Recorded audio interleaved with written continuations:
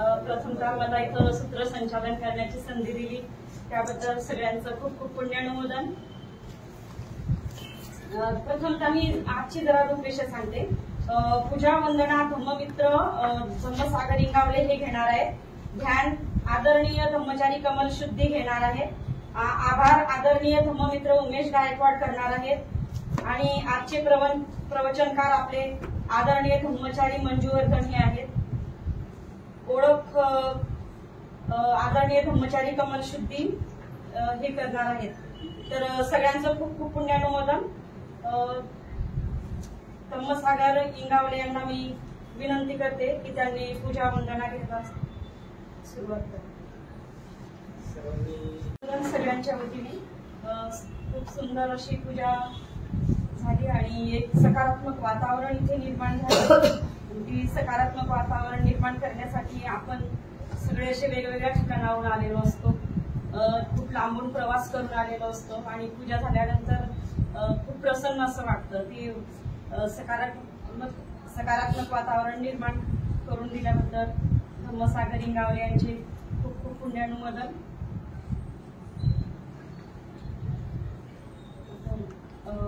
याच्यानंतर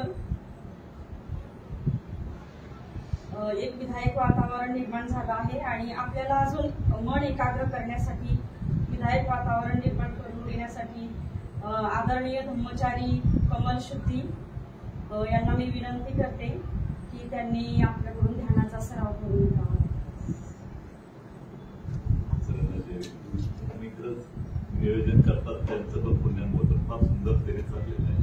आनंद वाटतो मित्रच आपल्याला ही वंदना पूजा फार सुंदर होते आणि वातावरण पण फार सुंदरतेचं भरून आलेलं आहे। ह्याच वातावरणाला आणखी विधायकतेकडे न्यायचं असेल तर आपल्याला आपल्या मनाकडे पाहिलं पाहिजे। मनाकडे पाहायला आपल्याकडे जास्त जरी वेळ नाही तर काही मिनिटं माझे मित्र माझ्या बाजूला बसलेले आहेत आणि त्यांचं मला ऐकायचंय। पत्नी माझी आजारी होती तरी पण मला असं वाटलं की तुला मी हाताने पकडून वरती येतो पण तुझं खूप आनंदी आहे। असो तर आपण वेळ न दवडता आणि खरंच आज मीच फार आनंदी आहे आणि मला ही संधी पण मिळाली की माझ्या मित्राची ओळख करून देण्याची। हा क्षण मी आठवतो की त्या टायमाला आम्ही तिघजण धम्मचारी होण्याच्या प्रक्रियेमध्ये शिबिरामध्ये होतो। तो क्षण मला आठवला आणि खरंच मला फार तोच आठवतोय आता मी की आपल्या मित्राची ओळख करून देताना मी जास्त फार वेळ घेत नाही।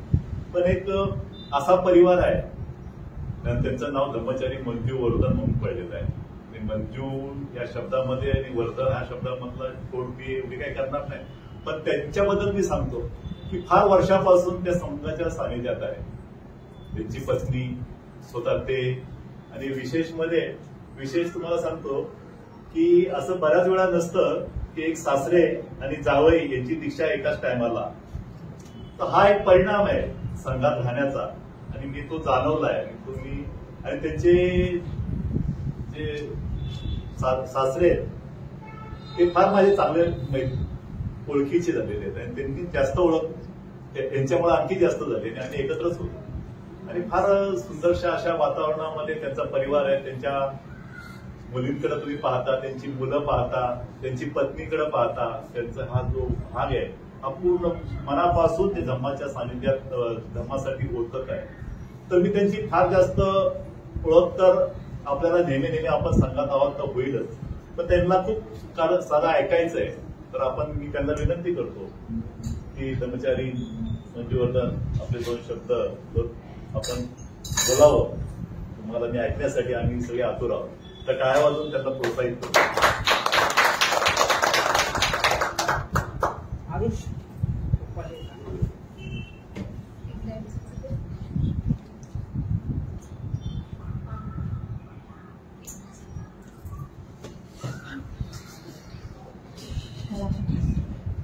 बरोबर आहे? हा येते बरोबर येते नाही व्यवस्थित आहे। तुम्ही पण आहात बसलात असू द्या।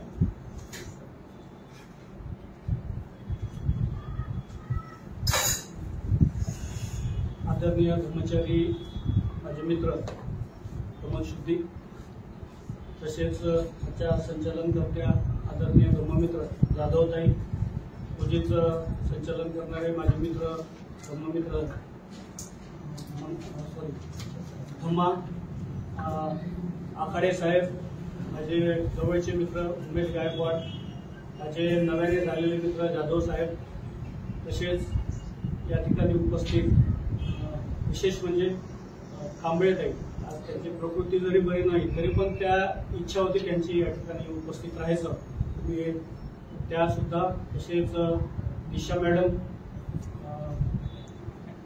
गोपालीताई, आखाडे मॅडम आणि आपल्या धडाडीच्या कार्यकर्त्या चैत्रालीताई, आपल्या सर्वांना माझा मैत्रीपूर्ण जय.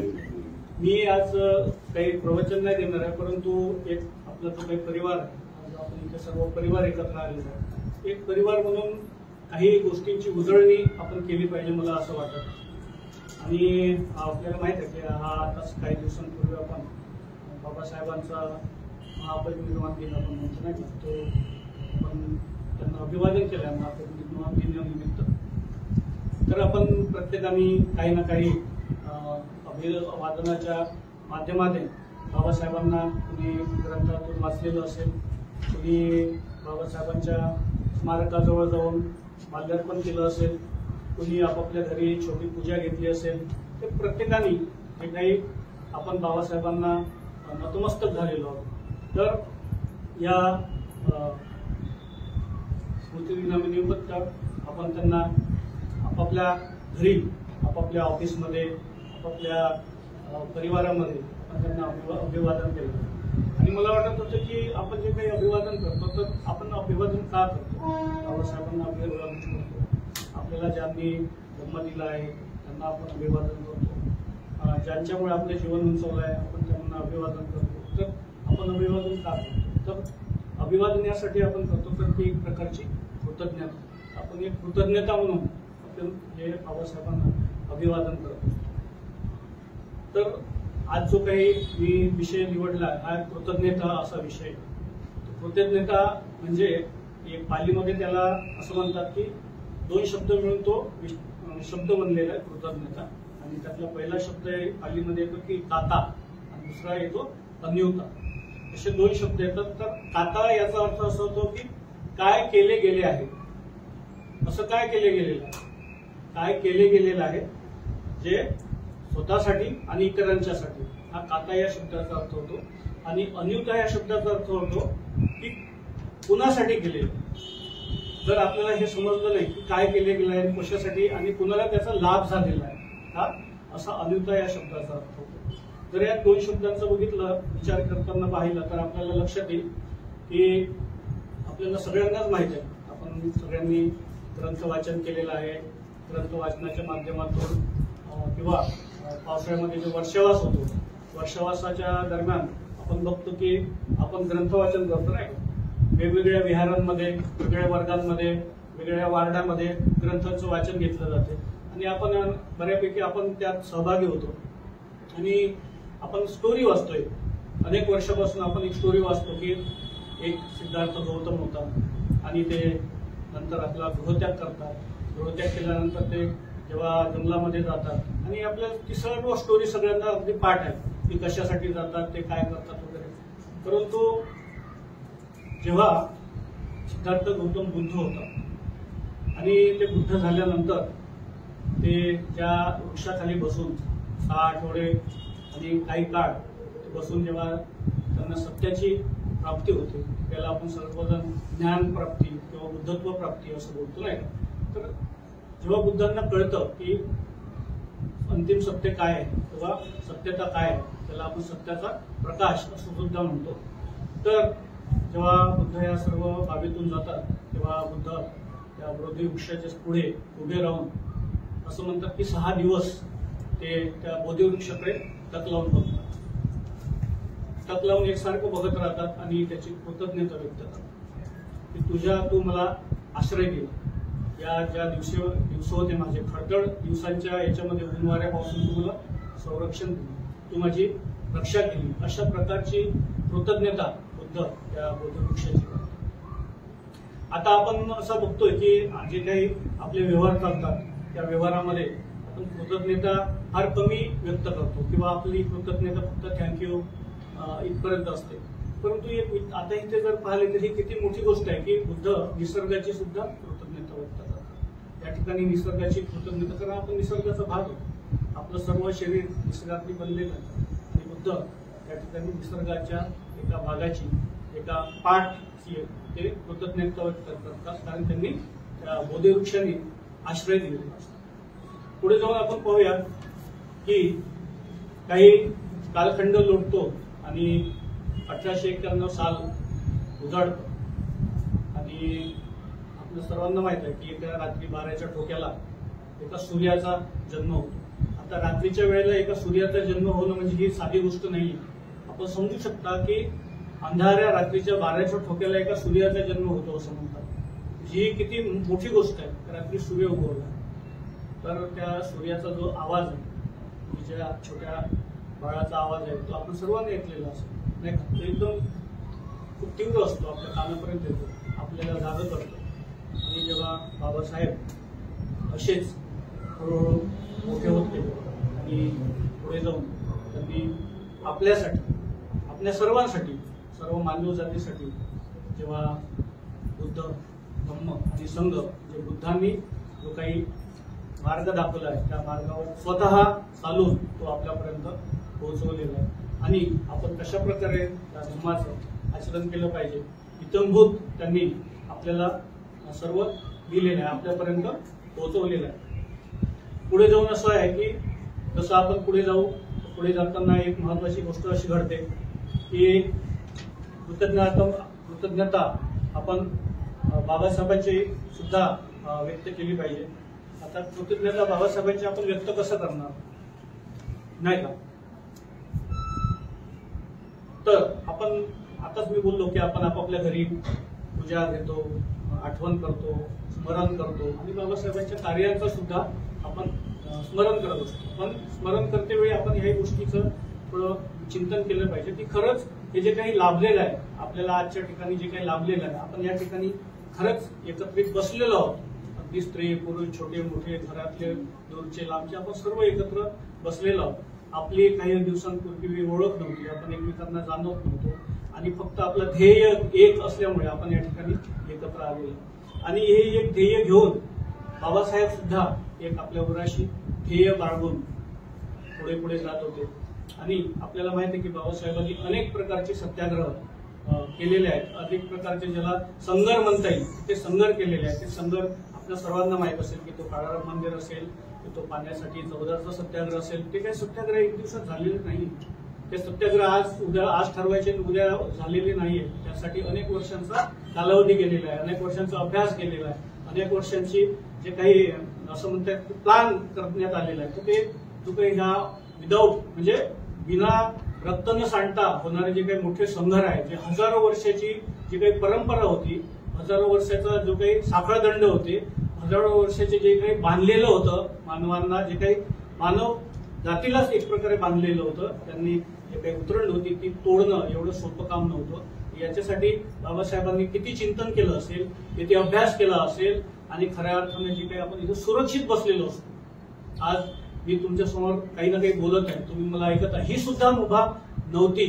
जे काळ असा गेलेला आहे एक काळ असा पाहणाऱ्यांनी पाहिलेला आहे आपण ऐकतो पण आज आपल्यासाठी खूप सुखाचा काळ आहे. आपल्याला त्या चटके तेवढे नाही सोसायला मिळले किंवा आपण ऐकतो परंतु कोणीतरी सोसले आहे स्वतः बाबासाहेब त्यातून गेले आहे.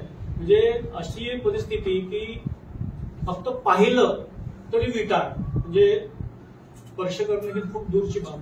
म्हणजे सावली जरी पडली तरी कठीण अवस्था आणि ही सत्य गोष्ट आहे. ही काही अशी गोष्ट नाही की नाही घडलेली नाही ही सत्य गोष्ट आहे. अगदी काही वर्षापूर्वीची या गोष्टी आहेत आणि त्यातून बाबासाहेबांनी सर्व प्रकारची तोलनिक अभ्यास करून बाबासाहेबांनी बुद्धांचा धम्म स्वीकारला आणि तो धम्म आपल्याला माहित आहे की त्यांनी दीक्षाभूमीवर अनेक लाखो बांधवांना तो आपल्यापर्यंत पोहोचवला. त्यात आपण असं समजू शकतो की त्यात माझे पंजोबा असतील त्यात माझे कोणतरी असतील की ज्यांनी डायरेक्टली बाबासाहेबांकडून तो धम्म स्वीकारला आणि तो आपल्यापर्यंत आलेला. आपण पुढे जाऊन बघतो की बाबासाहेबांनी जे काही संघर्ष केलेले आहे त्या संघर्षादरम्यान असं होऊ शकत नाही की त्यांनी जेव्हा एवढी मोठं क्रांती घडवून आणली आहे, त्या क्रांती एक दिवसात जरी नाही झाली, परंतु हे करत असताना अनेकांचे हातभार त्या क्रांतीला लागलेले आहेत. आपण बघतो की बाबासाहेबांवर अनेक प्रसंग आलेले, अनेक आरोप करण्यात आलेले आहेत, नाही का, अनेक त्यांना राजकीय दृष्ट्या सुद्धा अनेकदा कठीण परिस्थिती निर्माण झालेली आहे. मी काही दिवसांपूर्वी ग्रंथ वाचत होतो धनंजय कीरचा, तर त्याच्यामध्ये मी काही असे मोजकेच 2-4 पान वाचले, तर बघत होतो की बाबासाहेबांना सगळ्यात म्हणजे असं कुठलंही क्षेत्र नव्हतं की त्या क्षेत्रातून त्यांना विरोध होत नव्हता. म्हणजे बाबासाहेबांना सगळ्याच ठिकाणी विरोध होत होता. म्हणजे शिक्षणात विरोध होता, त्यांना सामाजिक दृष्ट्या जगण्यात विरोध होता, सांस्कृतिक दृष्ट्या जगण्यास विरोध होता, नाही का. म्हणजे पाहायला जेव्हा मी वाचत होतो की यार आता मी एवढे 4च पानं वाचले तर पुढे जाऊन कसं असेल, म्हणजे मी फक्त ते 4 पानं वाचून विचार करत होतो की हा ग्रंथ म्हणजे काय असेल. या ग्रंथामध्ये किती प्रगल्भ म्हणजे बाबासाहेबांचं व्यक्तिमत्व होतं की एका माणसांनी आज एवढी मोठी क्रांती घडवून आणली आहे. म्हणजे आपल्याला ज्यांची सावलीचा सुद्धा विटाळ होत होता अशा लोकांना, अशा समूहाला किंवा असं म्हणता येईल अशा मानवांना त्यांनी अगदी मुक्त केलं. आणि हे मुक्तीचं जे काही क्रांती आहे ती क्रांती अतिशय सामंजस्य म्हणजे शांतपणे कुठल्याही प्रकारचा त्या ठिकाणी म्हणजे एवढे लाखो लोक असताना सुद्धा खूप अतिशय शांतपणे हा सोहळा त्या ठिकाणी पार पडलेला आहे. आणि आपलं खऱ्या अर्थाने आपलं जीवनमान उंचावायला सुरुवात झालेली आहे. आपण बघतो की आज आपण आपल्याकडे सगळ्या सुखसुविधा आहेत, बरोबर आहे, परंतु जेव्हा बाबासाहेब शिकत होते, बाहेर परदेशाला शिक्षणाला जात होते आणि त्या ठिकाणी शिकत होते, तर आपण वाचतो फक्त की बाबासाहेब पावाचा एक तुकडा खाऊन राहत होते, एक पावावर ते दिवस काढत होते, नाही का. तर आपण अनेकदा असं वाचतो, पण आपण जेव्हा विचार केला पाहिजे की आपण पोटभर जेवतो. आज समजा आपल्याजवळ नोकरीच नसती, शिक्षणाची जर संधी नसती तर आपण खरंच पोटभर जेवू शकलो असतो.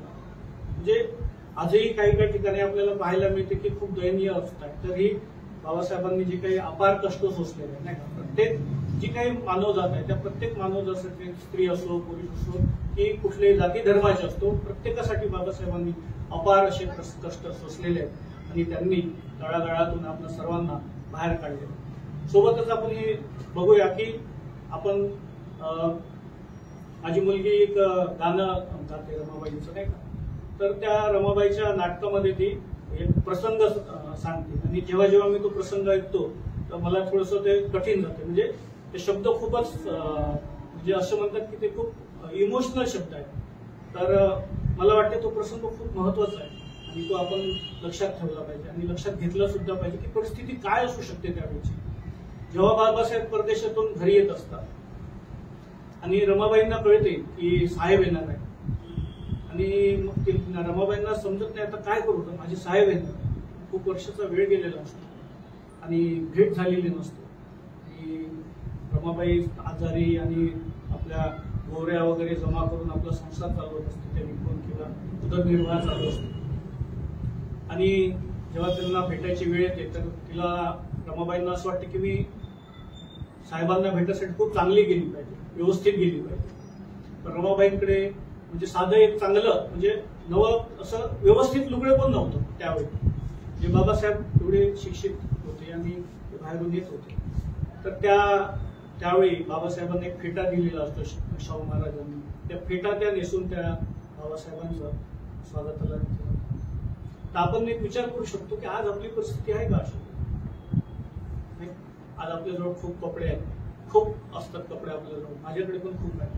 म्हणजे आपली परिस्थिती कशी आहे, पण खूप खऱ्या अर्थाने सिरियसली चिंतन केलं पाहिजे. खरंच ह्या प्रसंगातून कशी गेली असतील ते.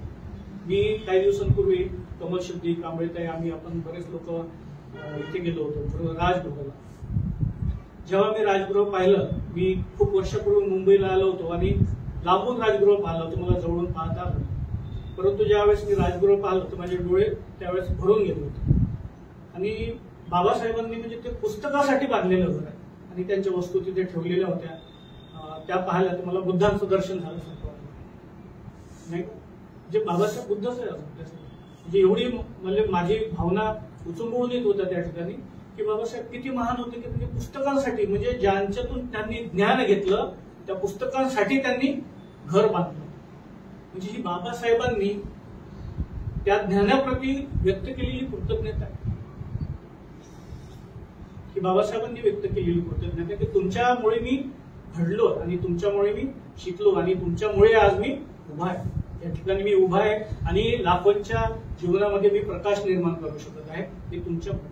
आणि त्या ठिकाणी बाबासाहेब पुस्तकासाठी घर बांधतात ही एक प्रकारची कृतज्ञता आहे. म्हणजे आपण इथे हे बघू शकतो की आपण जे काही आपले गुरु आहेत नाही, आपण गुरूंच्या प्रती सुद्धा आपली कृतज्ञता व्यक्त केली पाहिजे असं म्हणतो. तर आपण दुसरा प्रसंग एक पाहूया की जेव्हा बुद्ध होता, म्हणजे गौतम सिद्धार्थ गौतम बुद्ध होतात आणि ते पुढे जाऊन बोधी वृक्षाची जेव्हा कृतज्ञता व्यक्त करतात की मला तुझ्यामुळे शेल्टर आसरा सहारा मिळाला आणि मी सुरक्षित राहू शकतो, त्यांना पुढे आठवण येते की जे काही त्यांचे गुरु आहेत, आपल्याला माहित आहे आपण सर्वांनी ग्रंथांचा अभ्यास केला, त्याच्यामध्ये अल्लाह कलाम आणि उद्धव कामपुत्त यांचा संदर्भ आहे की ते त्यांच्याकडे सुरुवातीला सर्वप्रथम जेव्हा गृहत्यागमन करते त्यांच्याकडे काही ध्यान योगा वगैरे शिकण्यासाठी गेलेले होते. तर जेव्हा बुद्ध होतात त्यावेळेस त्यांना त्यांची एक पण सर्वप्रथम आठवण की माझ्या गुरूंचं काय झालं असतं. परंतु त्यावेळी ते बुद्ध झालेले असतात आणि त्यांना कळतं की ते आता हयात नाहीये, त्यांचा मृत्यू झालेला आहे.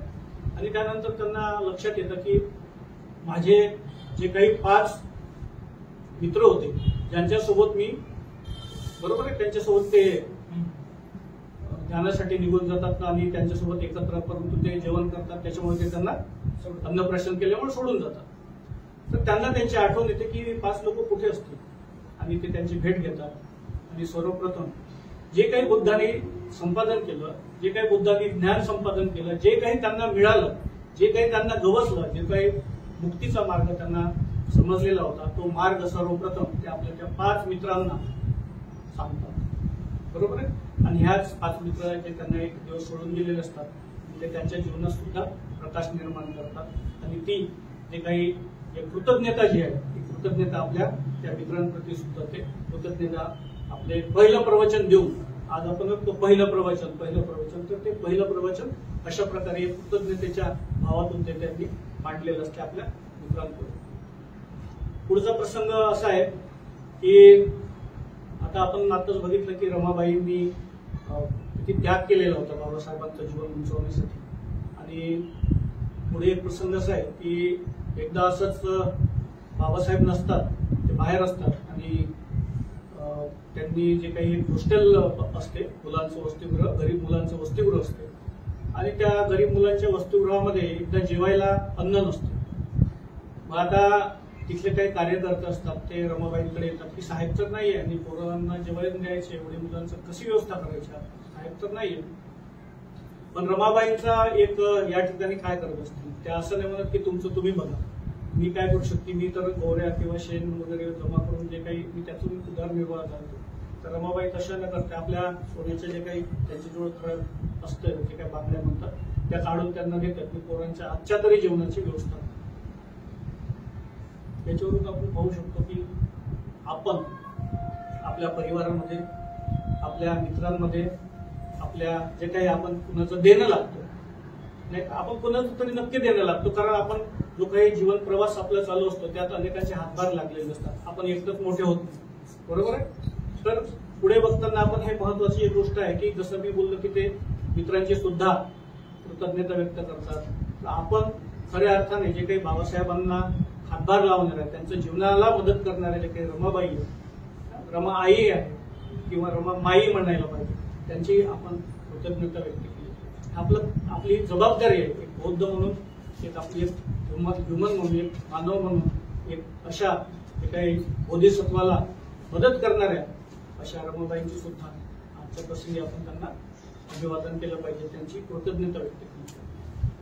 पुढे जाऊन आपण आपल्या गुरूंची कृतज्ञता व्यक्त केली पाहिजे असं म्हणतात. ग्रंथांमध्ये असं म्हणतात की आपल्या गुरूंची सुद्धा आपण कृतज्ञता व्यक्त केली पाहिजे. गुरु म्हणजे ते गुरु की ज्या गुरूंनी आपल्याला शाळा शिकवली. शाळेमध्ये आपण जातो तेव्हा आपण एकटे राहत नाही. शाळेमध्ये असताना वेगवेगळ्या म्हणजे संस्कारातून आलेले आपले सोबतचे असतात, मुली असतात, मुलं असतात, वेगवेगळ्या ठिकाणून आलेले असतात, वेगवेगळ्या गावातून आलेले असतात आणि जो काही सामाजिक संस्कार आहे तो आपल्याला शाळेमधून मिळतो. आपल्याला आई वडील त्या ठिकाणी शिकवत नसतात, आपण त्या ठिकाणी शाळेत असतो आणि समाजामध्ये कसं वावरायचं, कसं राहायचं, अरे त्याला असं नाही बोलायचं, अरे त्याला तसं नाही बोलायचं, बरोबर, त्याला असं चिमटा नाही घ्यायचा, हे आपण शाळेतून शिकतो. ते आपल्याला घरी शिकवत नाही. आपण हा जो काही सामाजिक शिक्षण आहे ते आपण शाळांमध्ये शिकतो आणि त्या समाजामध्येच आपण वावरत असताना शाळेमधून आपण जे काही संस्कार आहे, सामाजिक संस्कार किंवा सांस्कृतिक संस्कार आहे ते आपण शाळांमधून शिकतो. तेव्हा आपले जे काही शिक्षणासाठी जो काही ज्यांनी हातभार लावलेला असतो, ज्यांच्यामुळे आपण उत्तम प्रकारचं शिक्षण घेतो आणि एक सुसंस्कृत व्यक्ती सामाजिक दृष्ट्या होण्याचा आपण पुढे जात असतो, त्या टीचर जे काही शिक्षक आहेत त्यांची सुद्धा आपण आपल्या जीवनामध्ये त्यांना आठवण केली पाहिजे की यार खरंच तुम्ही त्यावेळी आम्हाला जर अशा प्रकारची मदत केली नसती, तुम्ही आमच्यावर मेहनत घेतली नसती, कदाचित आम्हाला शिक्षा केली नसती तर कदाचित आम्ही घडलो नसतो. किंवा आपल्या शिक्षकांची, आपल्या टीचरांची सुद्धा आपण कृतज्ञता व्यक्त केली. पुढे जाऊन आपण आपल्या आई वडिलांची कृतज्ञता व्यक्त केली पाहिजे. तर आपण म्हणून आपल्याला त्यात काय आई वडिलांची कृतज्ञता व्यक्त करायची, आपले आई वडीलच आहेत, परंतु तसं नाही. आपण जर थोडंसं बारकाईनं पाहिलं, जेव्हा मी तरुण होतो, म्हणजे आता पण आहे, तर मग माझा जो काही स्वभाव होता त्या स्वभावानुसार मी वागायचो. तर मला असं वाटायचं की हे तर यांचं कामच आहे ना, आहे की नाही. आईचं काम आहे जेवायला देणं, वडिलांचं काम आहे आम्हाला कपडे, पुस्तकं, शाळा, हे त्यांचं काम आहे. काम म्हणजे एक प्रकारचा जॉब. तर असं समजून मी वाटायचं मला, पण मी त्या विषयावर कधी चिंतन केलेलं नाही किंवा त्या संस्कारात मी नव्हतो. जरी ते धम्मचारी होत असले किंवा ते धम्ममित्र होते, पण माझ्यावर खूप परिणाम नव्हता आणि मला वाटायचं की नाही ती त्यांची जबाबदारीच आहे. परंतु जेव्हा मी घर त्यागलं आणि जेव्हा मला एक एक दिवस आठवायला लागायचा, बाहेर कसं पण खाऊन राहावं लागायचं, स्वतः करून खावं लागायचं, स्टोव्हवर जेवण बनवावं लागायचं, रॉकेलच्या स्टोव्हवर, आणि रूमचं भाडं देऊन राहावं लागायचं आणि त्यात शिक्षण करायचं, तेव्हा मला आई वडिलांची खूप आठवण यायची. मग मी तेव्हा काय करायचो की घरूनच धान्य वगैरे घेऊन जायचं, पुन्हा 15 दिवसाचं धान्याला घरी यायचं, नागपूरला शिक्षण, वर्धेला राहणं, असं माझं जीवन होतं. मी स्टोव्हवर स्वयंपाक करून शिक्षण घेत होतो. मी तेव्हा डिप्लोमा इंजिनिअरिंगला होतो. मी स्टोव्ह चालवायचो, ते पिन लावायची त्याच्यामध्ये आणि ते रॉकेलचं सगळं घरभर वास आणि चालू राहायचं माझं. तेव्हा माझ्या आईची आठवण यायची मला खूप, की खरंच ते लोक कष्ट सोसतात आपल्यासाठी. म्हणजे ते त्यांचं उठणं, आमचं स्वयंपाक करणं, कपडे देणं आम्हाला, आणि मला असं राहायचं की हे त्यांचं काम आहे, त्यांनी केलंच पाहिजे. म्हणजे आपले लाड, छंद जे काही आहे ते त्यांनी पुरवलेच पाहिजे.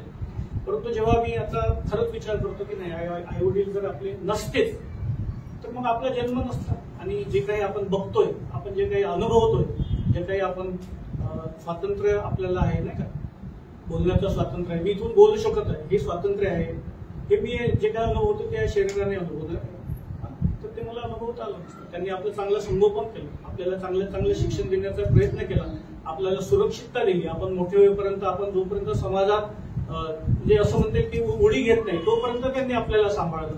त्यांना जोपर्यंत असं वाटत नाही की आता तो एकटा सायकल चालू शकतो, त्यापर्यंत त्यांनी मागचं कॅरियर पकडून ठेवलेलं आहे आपलं, नाही तू आहे मागे. म्हणजे ही भावना त्यांची आज जाणवायला लागते की नाही, आपल्याला आज जे काही आपण आहोत तर ते आपल्या आई वडिलांमुळे सुद्धा.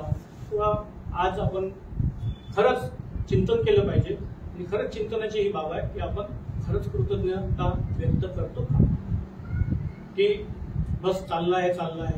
आपण एक बौद्ध म्हणून आपण ज्या काही मी या बाबी बोललो आहे त्या बाबींची खरंच चिंतन केलं पाहिजे की मी कधीतरी करतो का. कारण कृतज्ञता व्यक्त करणं हा एका बौद्धाचा गुण आहे असं म्हणतो. तो एक बौद्धांचा गुण आहे, आपण कृतज्ञता व्यक्त केली पाहिजे. परंतु असं नव्हतं, आपण कधी कधी असं निघून जाते आपल्याला, तुम्ही काय केलं आमच्यासाठी, नाही का, असं काय केलं आमच्यासाठी, काहीच तर ठेवलं नाही तुम्ही. तर त्यांनी कसं काय निर्माण केलं, त्यांनी कशा पद्धतीने पर्यंत आले, आपण थोडासा विचार केला पाहिजे. जे काही आज आपण होते त्यांच्यामुळेच आहोत असं आपण विचार केला पाहिजे. खरंच त्यांना कधी जर घरी आले, कधी जर आपण त्यांच्याकडे गेलो, एकदा घट्ट पकडून आवळून अशी मिठी मारायला पाहिजे. त्या दिवशी त्यांना पण कळेल की आपल्या आतमध्ये काय चाललं, आणि आपल्यालाही कळेल जेव्हा आपले अश्रू व्हायला लागतील तेव्हा आपल्याला पण कळेल की ते किती महत्वाचे आपल्या जीवनात.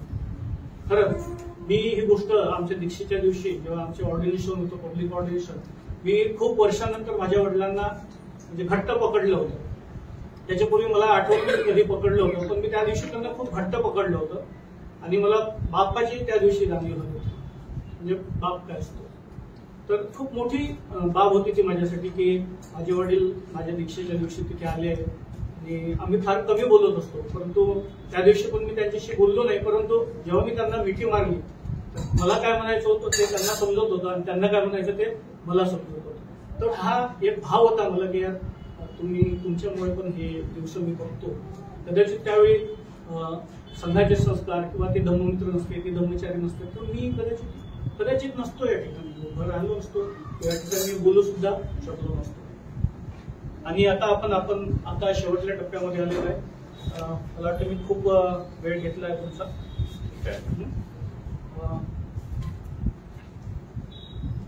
सर्वात शेवटी आपले जे काही कल्याण मित्र आहेत, म्हणजे आपण एक ज्या अर्थी बौद्ध जीवन पद्धती आपण आचरण करत आहोत आणि सतत आपण संघाच्या कार्यक्रमाला जातो, प्रवचनांना जातो, संघाच्या संपर्कात राहण्याचा प्रयत्न करतो. तर असं म्हणतात की जेव्हा आपण या जो प्रवास आहे, म्हणजे जो एक आपण प्रवास नाही का, आपण संघामध्ये सामील होण्यासाठी मित्र होतो, स्वतःवरती जबाबदारी घेतो, तर आपण रिक्वेस्ट करतो धर्मचर्य होण्यासाठी, आपण त्या प्रोसेसमध्ये राहतो. तर या दरम्यान आपण एकटे राहतो. म्हणजे हा माझा व्यक्तिगत अनुभव सुद्धा आहे की आपण एकटे पुढे नाही जाऊ शकत, आपण एकटं काहीच नाही करू शकत. आम्ही समजा आज आम्ही जरी धर्मचर्य असलो पण आम्ही एकटंच घडलेलो नाही, त्यात आमच्या पूर्ण प्रोसेस आहे त्याच्यामध्ये, नाही का. तुम्ही आहात त्या प्रोसेसचा भाग, तुम्ही आम्हाला मदत केलेली आहे, कुठल्या ना कुठल्या प्रकारे तुम्ही मदत केलेली आहे. आमच्या कल्याण मित्रांनी आम्हाला मदत केली आहे, आमच्या आचार्यांनी आम्हाला मदत केली आहे, आमच्या उपाध्यायांनी आम्हाला मदत केली आहे. तो ती मदत म्हणजे ही जरी मदत असली, या सर्व जरी बाबी असल्या, परंतु ही जी ती स्पिरिच्युअल हेल्प असते, स्पिरिच्युअल मदत असते, पुढे जाण्यासाठी एक पाऊल हात देण्याची बाब असते की हो ये तू सुद्धा पुढे ये, ही सर्वात मोठी बाब आहे. कारण ही बाब या ठिकाणी यासाठी ही सर्वात महत्वाची म्हणजे आपल्याला जरी हे सगळं लाभलं असलं, आपल्याला जरी सर्व भौतिक जीवन आणि भौतिक सुख आपल्याजवळ असली, परंतु आपण कुठेतरी कमी आहे, आपल्याला माहित आहे. आपल्याला कुठेतरी कमतरता वाटते, कुठेतरी खालीपणा वाटते, कुठेतरी रिक्तता वाटते आणि ती रिक्तता भरून काढण्यासाठी आपण जो काही आध्यात्मिक बाबी आहे किंवा स्पिरिच्युअल बाबी आहे त्याच्याकडे वळलेलो असतो आणि त्या बाबींमध्ये आपल्याला विमुक्तीच्या मार्गाकडे नेण्यासाठी, विमुक्तीच्या मार्गावर एक एक पाऊल जाण्यासाठी आपले कल्याण मित्र आपल्याला मदत करतात. आपले कल्याण मित्र पावलोपावली आपल्याला सांगत असतात की आता आपण काय केलं पाहिजे, आता आपली परिस्थिती काय आहे, आपली जी काही मानसिकता आहे ही मानसिकता ते सांभाळत असतात की आज याची परिस्थिती कशी आहे, आपला अभ्यास कुठे चाललेला आहे, आपली ध्यानात आपली अवस्था कशी आहे, म्हणजे आपण कितपत पारंगत झालो आणि आपल्याला काय करणं बाकी आहे, या सगळ्या गोष्टी स्टेप बाय स्टेप आपले कल्याण मित्र आपल्याला सांगत असतात आणि आपण त्यांच्या पावलावर पाऊल टाकून चालत असतो. आणि आपण तो जो काही अनुभव आहे, आपल्या ध्यानाचा अनुभव असेल, अभ्यासाच्या माध्यमातून असेल, अभ्यासाचा अभ्यास असेल किंवा ध्यानाचं जे काही एक एक पायरी आपण हळूहळू सफल जात असतो. पहिलेच आपण काही सफल जात नाही, परंतु जेव्हा आपण अधिक विकसित झालेल्या लोकांच्या संपर्कात येतो, ज्यांना आपण कल्याण मित्र म्हणतो, त्यांच्या संपर्कात येतो, त्यांचे अनुभव ऐकतो, त्यांच्या अनुभवातून आपण पुढे जायला लागतो, तेव्हा आपल्याला काही गोष्टींचा नक्कीच अनुभव येतो आणि मग आपण त्यांना खऱ्या अर्थाने बघतो की नाही हे किती श्रेष्ठ आहे आणि हे किती उच्च जीवन जगत आहे, इतरांना प्रेरणा देत आहे, नाही का. ते स्वतः अभ्यास करतात, इतरांना मदत करतात, इतरांच्या जीवनांमध्ये त्यांना घडवण्याचं काम करतात. किंवा आपण जे काही सर्वात महत्वाचं जे काही विमुक्तीचं जीवन आहे, नाही का, जे काही बौद्ध जीवन आहे, बौद्धाचं जीवन आहे, त्या जीवनामध्ये जे काही मदत करणारे आपले कल्याण मित्र असतात आणि ही सगळी जे काही चेन आहे या सर्वांचं आपण कल्याण मित्रांचं सुद्धा, आपल्या उपाध्यायांचं सुद्धा, आपल्या आचार्यांचं सुद्धा आपण कृतज्ञता व्यक्त केली. आपल्याला ज्या ज्या पद्धतीने होईल त्या पद्धतीने आपण त्यांची कृतज्ञता व्यक्त केली पाहिजे. आता ते काही असं म्हणत नाही की तुम्हाला कृतज्ञता व्यक्त करा, पण आपण आपल्या आतमध्ये शिरून विचारलं पाहिजे की खरंच मी असं का करावं, कशासाठी करावं. आपल्या जीवनाचा थोडासा आपण रिव्ह्यू घेतला पाहिजे की खरंच मी कसा होतो, मी कसा आहे, आता माझं काय चाललंय, माझी मनाची अवस्था कशी आहे, जे काही मी शिकतोय, नाही का, जे काही मी जीवन जगतो, खरंच यात त्यांचा हातभार आहे का. आणि जेव्हा आपल्याला कळेल की नाही, आपण बरेचदा बोलताना बोलून जातो की यांच्यामुळे माझं जीवन खरंच मी एका ट्रॅकवर लागलो, ते खरंच आहे ना. तुम्ही सर्व लोकांना सांगता, कधी कधी ते सांगणं जरी असलं पण आपण त्यांना कधी कृतज्ञता व्यक्त केली पाहिजे. की यश सर, की तुमच्यामुळे खरंच मी आज धन्य आहे. तुमच्यामुळे आज माझं जीवन आहे. तुमच्यामुळे आज माझं कुटुंब सांभाळू शकत आहे, व्यवस्थितपणे सांभाळू शकत आहे. कुटुंब सर्व सांभाळतात, बरोबर आहे. प्राणी आपलं कुटुंब सांभाळतात नाही का, सगळ्या ठिकाणी सगळे लोक आपापलं कुटुंब सांभाळतात. पण कुटुंब सांभाळणं वेगळी गोष्ट आहे, कुटुंब करणं वेगळी गोष्ट आहे. कुटुंबाला एका दिशेनं घेऊन जाणं, एका उच्च ध्येयाच्या दिशेनं घेऊन जाणं, एक उचित दृष्टी देणं आणि त्या दिशेनं आपल्या कुटुंबाला घेऊन जाणं, आपल्या कुटुंबातील प्रत्येक सदस्याला घेऊन जाणं, आपल्या वार्डातील प्रत्येक व्यक्तींना मदत करणं, त्या दिशेनं घेऊन जाणं, हे आपल्याला जो काही मार्ग आहे ते कल्याण मित्र आपल्याला दाखवत असतं. तेव्हा या शेवटी आपण आपल्या कल्याण मित्रांची सुद्धा कृतज्ञता व्यक्त केली पाहिजे. मला वाटते मला काही बोलण्यासारखं आता राहिलेलं नाही. एक छोटीशी एक हे आहे, एक कविता म्हणते, छोटीशी आहे ती, मी ते सांगतो आणि मी संपवणार. आमचे जे काही आहे ते सर्व तुझेच आहे.